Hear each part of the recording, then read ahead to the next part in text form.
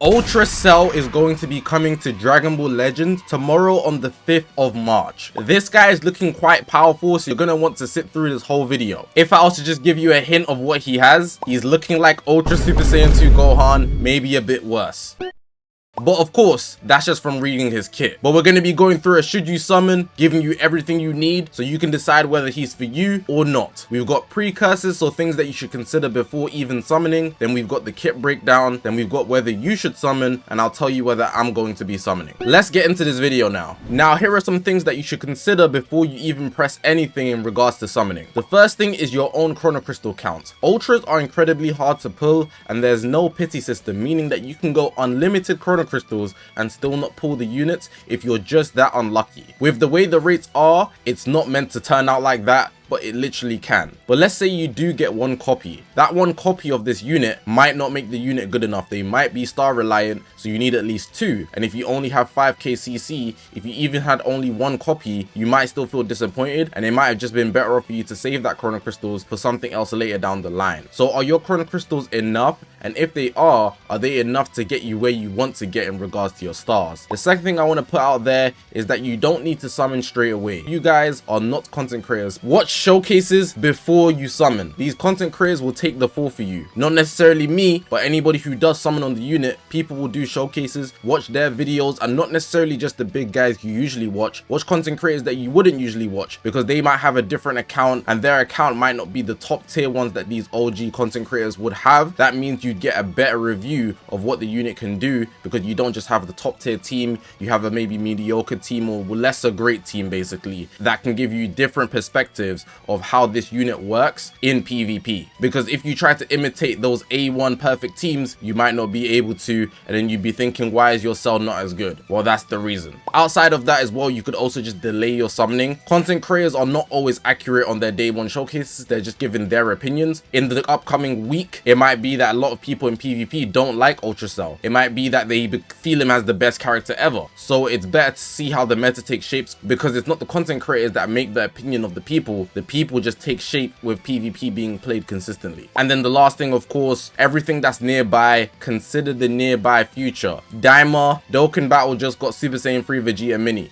Hey, if they drop a Daima Legends Limited, that's really nice. Do you want that or this cell? There's no guarantee of what's coming next, but you have to take that risk knowing that this is what you want or this isn't what you want, so you can get what you want. Now let's get into the kit breakdown. So we've got Ultra Cell's abilities here, and he's looking cracked. Holy crap. But yeah, let's go into him. So here, his element, he's red, and here are his tags: Androids, Absorption, Regen, Future, Powerful Opponent. You should know that. Cell Saga Z. The Z ability, he's gonna be range type from the seams of it, so bear that in mind. Base, blast attack, and defense. And then Ultimate Awaken Art, because he's a Ultra, so that's part of his Z ability.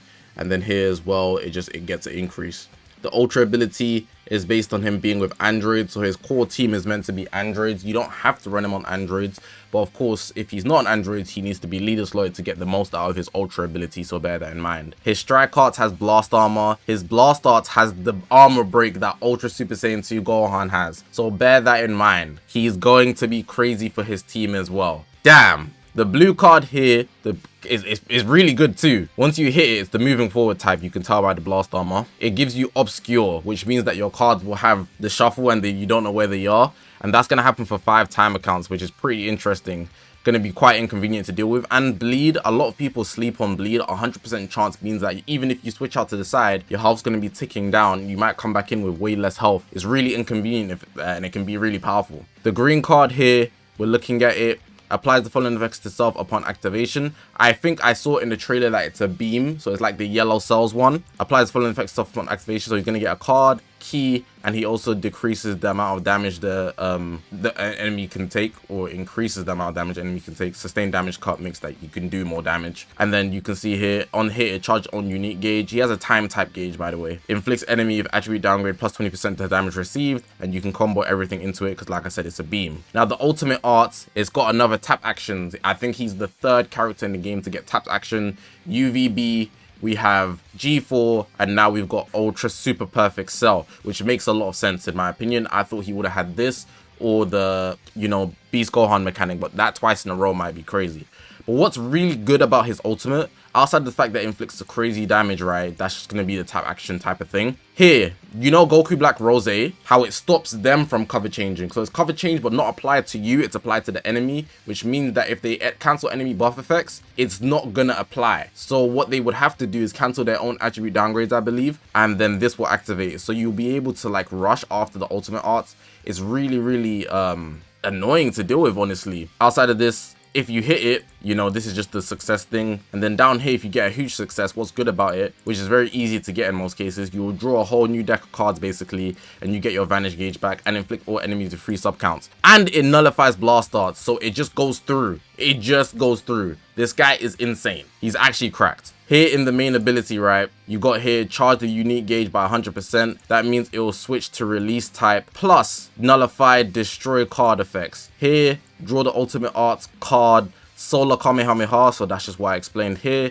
He's going to get health, key, the typical. Unique gauge goes to 100% if you press the main ability. Applies the buff effect, destroy, his cards can't get destroyed, so he'll be nullifying that. And then here, cancels attribute downgrades and cancels attribute upgrades. So that's going to be useful, I believe, for the ultimate arts where I just explained it has the Goku Black Rose thing. Now, here's where it gets really interesting, and I'm thinking he's going to be easily the best in the game because of this, but I'll elaborate on that later. He just nullifies endurance. He nullifies endurance permanently. There's already 17, 18, but they're literally ridding the game of all of that disgusting mess with Ultra Cell. Dropping him in the game, and he permanently nullifies endurance as an Ultra? That's crazy. That's crazy. This guy is looking like a must get. If you're a meta guy, that's crazy. Applies the following effects to self when battle starts. The damage inflicted is always good, 200%. Reduced damage received, 70%. It's typical stuff, but the numbers are looking really good. Draw speed, and he even gradually restores health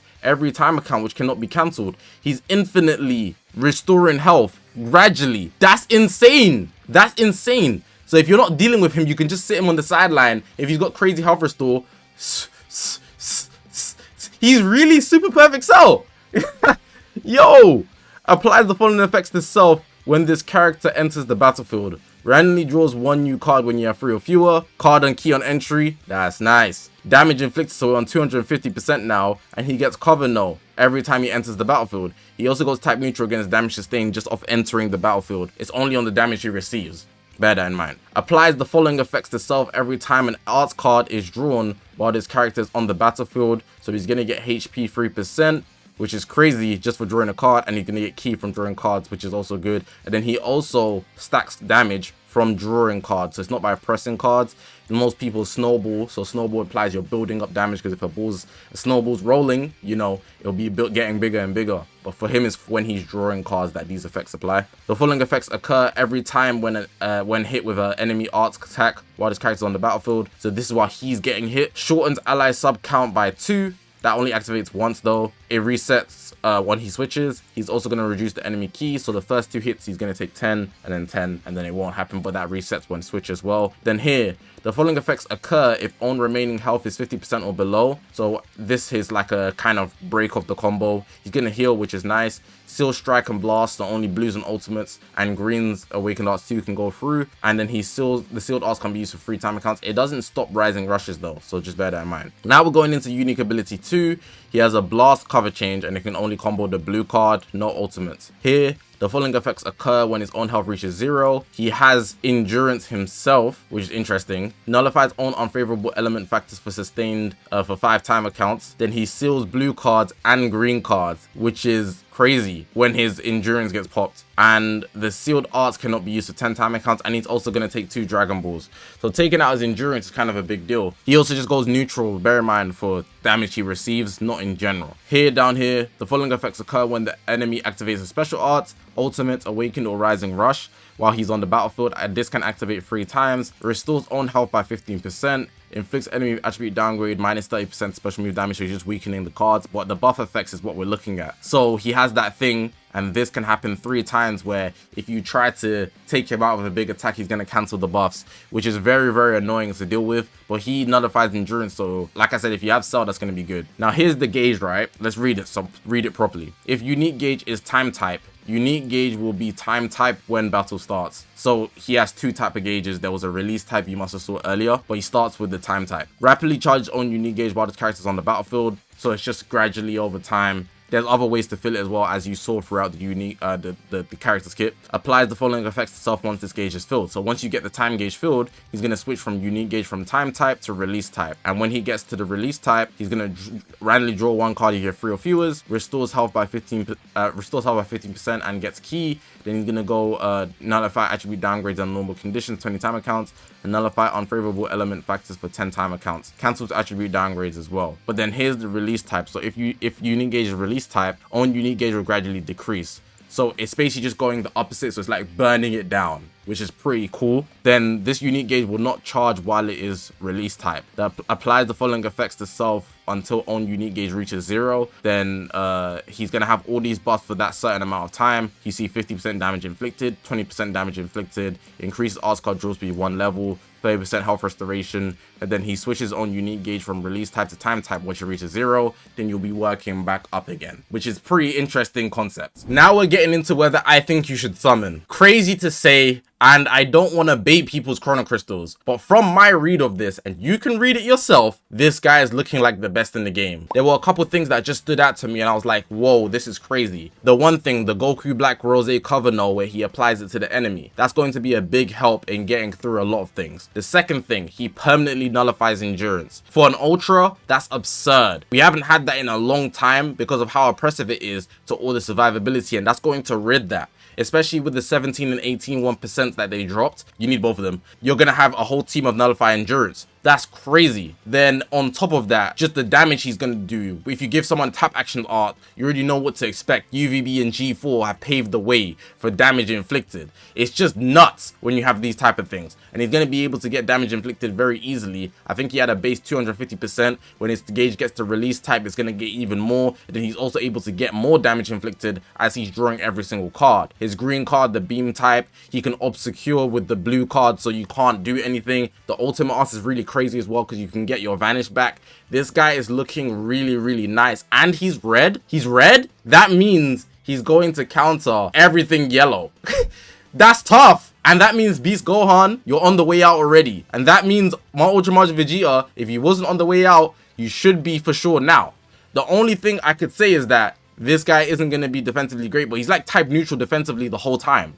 And he's an ultra, so that's very unlikely. So it's not even a thing where I'll push to say like, oh well, he might not be good defensively, he might be star reliant. He just seems safe. He's an ultra, so maybe you might need 2 copies at the max. But damn, this is a nuts kit. And I'm actually shocked that they went ahead and did this for Ultra Cell. Not to say that they disrespect Cell, but this is like the praise of death. I didn't even mention the anti-blast armor that Super Saiyan 2 Gohan has. And he's a blast type, so he can be run with Ultra Super Saiyan 2 Gohan and then make the rest androids. That's crazy. That's crazy. You have 2 characters anti-blast. Whoa.